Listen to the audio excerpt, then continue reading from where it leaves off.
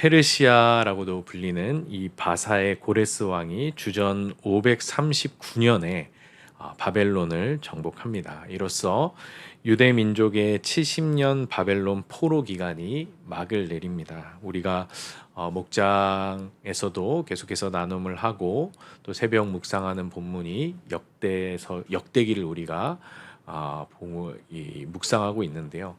그 역대기에 이어서 에스더, 느헤미야, 에스라 모두 이제 포로기 이후에 있었던 역사를 다루는 성경들이죠. 이때 고레스 왕의 칙령을 통해서 바벨론 포로로 있던 유대 민족이 예루살렘으로 귀환하게 됩니다. 우리는 에스라와 느헤미야서를 통해 귀환한 유대 민족이 성전과 성벽을 재건하는 모습과 또 그들의 신앙을 개혁하는 모습을 볼 수가 있습니다. 그런데 이와 비슷한 시기에 바사에는 예루살렘으로 귀환하지 않고 남아있던 유대민족 공동체도 있었습니다.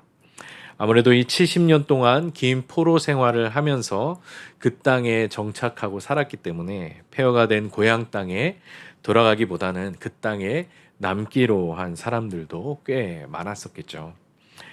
오늘 우리가 읽은 에스더서가 바로 바사에 남아있던 유대민족 공동체의 이야기입니다. 이 이야기의 중심 인물이 바로 에스더이기 때문에 책 제목이 되었고, 그 외에도 에스더의 사촌 오빠인 모르드게가 나오고, 또 당시 바사의 왕이었던 아하수에로 왕과 그의 총리이자 아말렉 사람인 하만이 주요 인물로 에스더서에 등장합니다. 이 아말렉과 이스라엘은 출애굽 시대부터 전통적으로 적대 관계에 있었습니다. 에스더서에서도 아말렉 출신의 하만은 모르드게가 자기에게 절하지 않았다는 이유로 붕괴해서 이 모르드게뿐만 아니라 유대민족 전체를 말살하려는 계획을 꾸밉니다. 이로 인해 바사에 살던 유대민족은 큰 두려움과 혼란에 빠지게 되죠. 모르드게는 위기에 처한 자신과 유대 민족을 살리기 위해서 그 당시 궁에 들어가 있던 에스더를 찾아갔고 아하수에로 왕에게 나아가서 이 위기에서 유대 민족을 구해달라고 모르드게가 그 사촌 동생인 에스더에게 부탁하는 이야기가 펼쳐집니다. 당시에 왕의 부름이 없이 왕에게 나아가면 죽임을 당할 수도 있었습니다. 하지만 에스더는 우리가 잘 아는 말인 죽으면 죽으리다 라는 각오를 가지고 왕에게 나아갔고 왕과 하만을 자신의 잔치에 초대하기까지 이르게 되죠. 한편 아하수에로 왕은 우연히 모르드게가 자신의 목숨을 구해준 사실을 알게 되고 모르드게에게 아무런 상도 주어지지 않았다는 사실을 듣고 하만을 시켜서 모르드게에게 상 줄 것을 지시합니다. 자신에게 절하지 않는 모르드게를 매달 나무까지 준비해 놓았던 하만은 이 왕의 명령에 당황하며 돌아가게 되죠. 여기까지가 오늘 본문 앞에서 진행된 에스더의 이야기입니다. 에스더는 약속대로 잔치를 열고 왕과 하만을 초대하는데요. 첫째 날에 이어서 오늘 본문에 나오는 이 둘째 날 잔치에도 참석한 아하수에로 왕은 에스더의 소원이 무엇인지를 묻습니다. 심지어 내가 나라의 절반을 요구할지라도 내가 시행하겠다라고까지 호언장담하죠. 첫째 날 잔치에서는 아무런 요구도 하지 않았던 에스더는 이 둘째 날 잔치에 드디어 용기를 내어서 자신과 유대민족이 처한 위기에 대해 언급합니다. 4절에서 에스더는 이렇게 말하죠. 나와 내 민족이 팔려서 죽임과 도륙함과 진멸함을 당하게 되었나이다 라고 왕에게 말합니다. 에스더는 만일 우리가 노비로 팔리는 일이었더라면 왕에게 언급도 하지 않았을 거라고 말합니다. 이 위기는 이제 유대 민족의 존폐가 걸린 심각한 문제라는 것을 왕에게 말하고 있는 것이죠. 이 말을 들은 아하수에로 왕은 붕괴하면서 감히 이 일을 심중에 품은 자가 누구며 그가 어디에 있느냐라고 묻습니다. 이에 6절에서 에스더가 그 자리에 함께한 총리 대신인 하만을 가리켜 이렇게 답합니다. 대적과 원수는 이 악한 하만이니이다. 하만은 왕비인 에스더가 자신을 특별히 잔치에 초대한 사실에 으스대고 있었는데 그 생각은 착각이 된 것이죠. 에스더는 성급하지 않고 치밀하게 자기 민족이 처한 위기에 대해 왕에게 설명했고, 이를 위해 하만이 왕을 속이고 이 일을 꾸민 사실을 언급함으로써 왕의 분노를 자아냈던 것입니다. 자칫 잘못하면 자기 민족을 구하려고 왕을 이용한 것이 발각되어서 목숨을 잃을 수도 있는 상황에서 에스더는 차분하게 또 담대하게 왕 앞에서 자신과 유대 민족의 구원을 요청한 것입니다. 사실 에스더는 하만의 음모와 상관없이 왕궁에서 얼마든지 편하게 지낼 수 있었습니다. 모르드게의 부탁에 귀를 닫았더라면 훨씬 더 편한 삶을 살 수 있었던 것이죠. 그러나 위기에 처한 유대 민족을 구원하기 위한 사명 앞에서 결코 에스더는 혼자 왕궁에서 편하게 지낼 수 없었던 것입니다. 에스더는 4장 14절에서 모르드게가 그녀에게 한 말을 외면할 수 없었습니다. 모르드게가 이렇게 말합니다. 내가 왕후의 자리를 얻은 것이 이때를 위함이 아닌지 누가 알겠느냐 라고 말하죠. 에스더서에는 하나님이 직접적으로 등장하지는 않습니다. 대신 등장인물 간의 갈등과 음모, 그리고 그 음모를 뒤집는 꾀로 가득 차 있습니다. 그래서 너무나 인간적인 책으로 보일 수 있는 것이죠. 그러나 에스더서는 그 어느 책보다도 하나님의 섭리를 강하게 드러내는 책이라 평가를 받습니다. 즉 하나님께서 인간의 이 모든 일들 가운데 역사하셔서 유대 민족을 구원하시는 모습을 통해서 예루살렘에 귀환한 자들만이 아니라 바사에 남아있는 유대 민족들과도 함께 하시며 그들에게 구원을 베푸시는 하나님이심을 보여주고 있는 것입니다. 이를 위해서 하나님은 에스더를 왕후의 자리에 앉히셨고 죽으면 죽으리라는 그 믿음의 결단으로 아하수에로 왕을 만나게 하신 것입니다. 우리도 하나님의 섭리와 관계없이 세상 속에서 얼마든지 편하게 살 수 있습니다. 하지만 우리는 하나님의 사명을 버리고 결코 혼자 그렇게 지낼 수 없는 존재로 부르심을 받았습니다. 나를 위해 십자가에 못 박히신 예수 그리스도를 만나게 되는 순간 우리는 더 이상 하나님의 섭리, 하나님의 사명과는 무관한 삶을 살 수 없게 되는 것이죠. 우리 주변에 아직도 복음을 듣지 못하고 구원의 은혜를 경험하지 못한 채, 내가 경험한 이 구원의 놀라운 은혜를 경험하지 못한 채 죄와 죽음 가운데 살아가는 사람들이 있는 이상 우리에게 맡겨진 사명을 무시한 채 편하게 살 수 없는 것입니다. 에스더가 어떤 마음의 강단이 있어서 자신이 죽으면 죽으리라 하고 아하수에로 왕에게 나아갔다기보다도 모르드게로부터 유대인이 처하게 된 위기에 대해서 듣게 된 순간 그녀는 더 이상 왕궁에서 편하게 살 수 없게 된 것이죠. 하나님의 사명을 무시하고 유대 민족이 죽음에 처했다는 사실을 무시한 채 자기만 혼자 편하게 살 수 없는 존재로 부름을 받은 것입니다. 그러므로 주변에 믿지 않은 영혼들로 인해 우리는 마음이 불편하고 항상 기도할 때마다 그들을 떠올리게 되는 것이죠. 동족의 구원을 향한 애타는 마음 때문에 목숨을 걸고 아하수에로 왕에게 나아가 탄원했던 에스더의 모습을 통해서 지금 나는 주님께서 나에게 부탁하신 그 사명 앞에서 어떠한 마음과 자세로 살고 있는지를 돌아봐야 하는 것입니다. 내 주변에 믿지 않는 이들로 인해 애타고 간절한 마음이 여전히 여러분들 마음 가운데 남아 있습니까? 그 마음으로 인해 지금도 그 영혼을 품고 기도하며 어떻게든 복음을 전할 수 있는 기회를 간절히 찾고 구하고 있습니까? 심지어 어떤 경우에는 한 영혼을 위해서 평생을 기도하고 눈물 흘려야 될 수도 있습니다. 이러한 각오로 영혼 구원의 사명을 무겁게 받아들이고 계신가요? 죽으면 죽으리이다 라는 각오로 하나님의 사명에 자신을 드리는 삶을 여러분들은 살도록 부르심을 받았다라는 사실을 잊어서는 안 될 것입니다. 물론 영혼 구원을 위해 나를 드리는 일은 쉽지가 않습니다. 마음처럼 되지도 않습니다.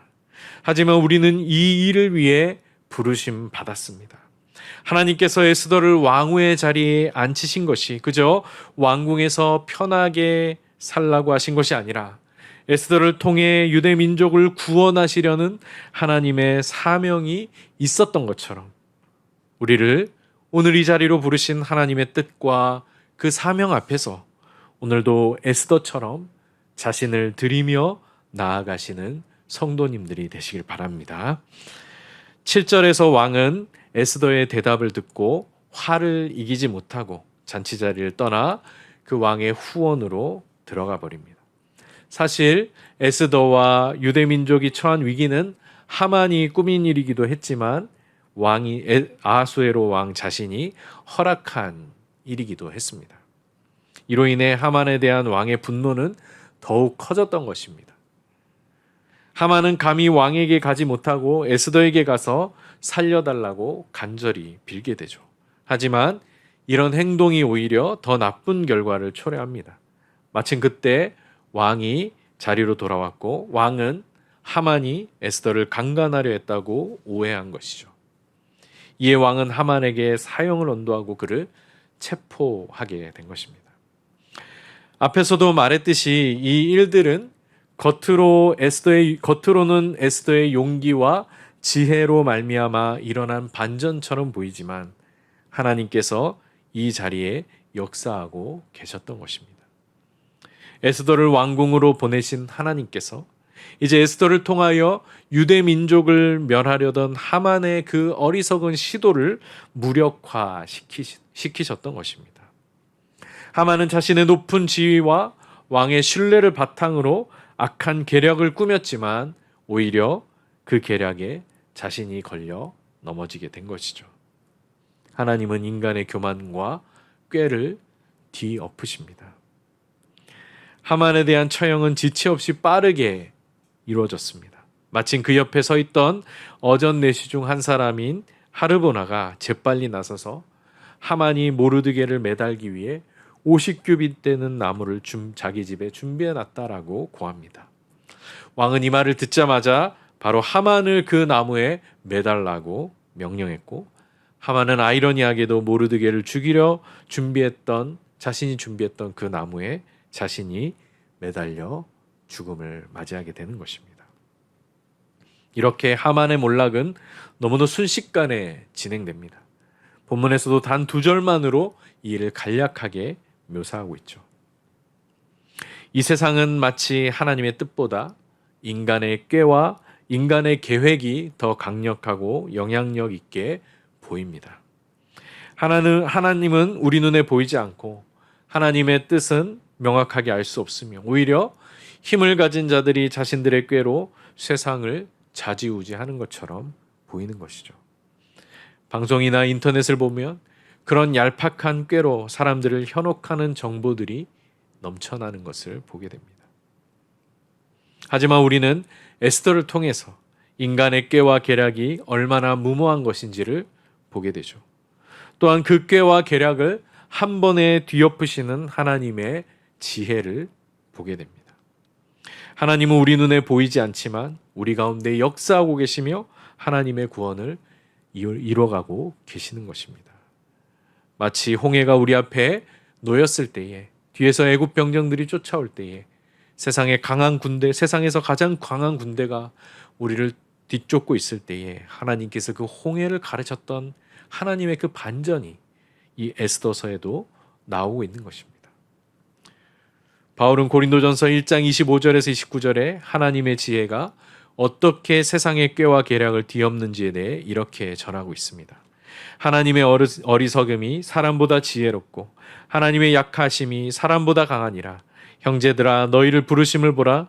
육체를 따라 지혜로운 자가 많지 아니하며 능한 자가 많지 아니하며 문벌 좋은 자가 많지 아니하로다.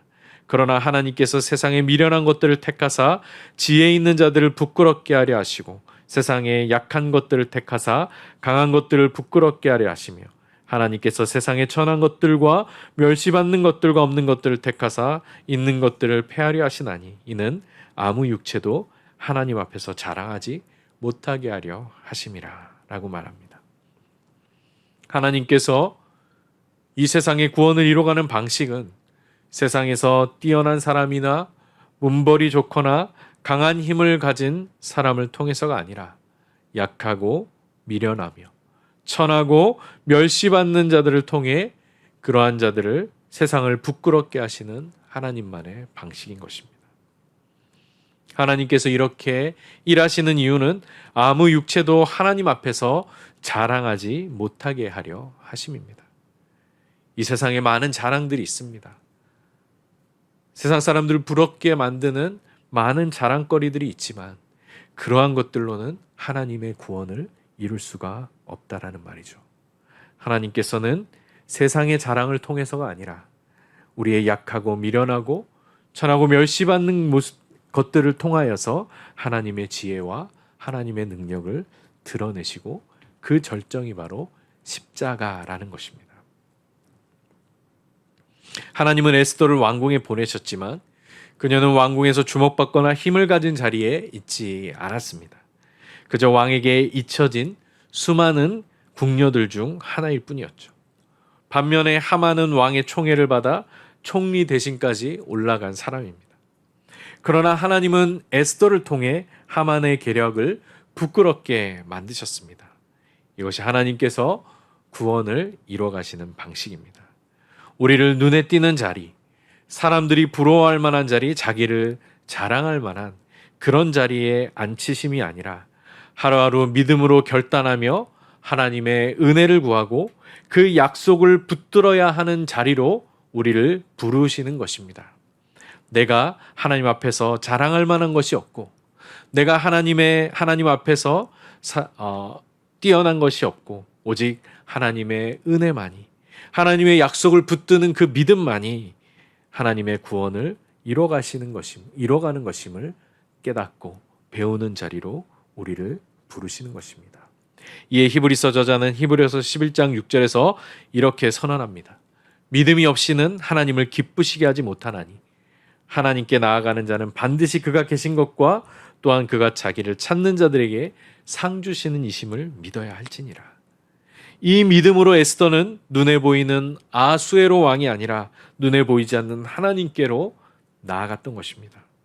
오늘도 우리를 믿음의 자리로 부르셔서 세상의 강한 자들과 있는 자들과 지혜 있는 자들을 부끄럽게 하시고 세상의 자랑을 부끄럽게 하시는 하나님의 그 구원 역사에 참여하며 우리의 연약함을 통해 일하시고 우리의 부족함을 통해서 놀라운 일들을 이루시는 하나님의 은혜를 경험하며 살아가시는 성도님들이 되시길 바랍니다.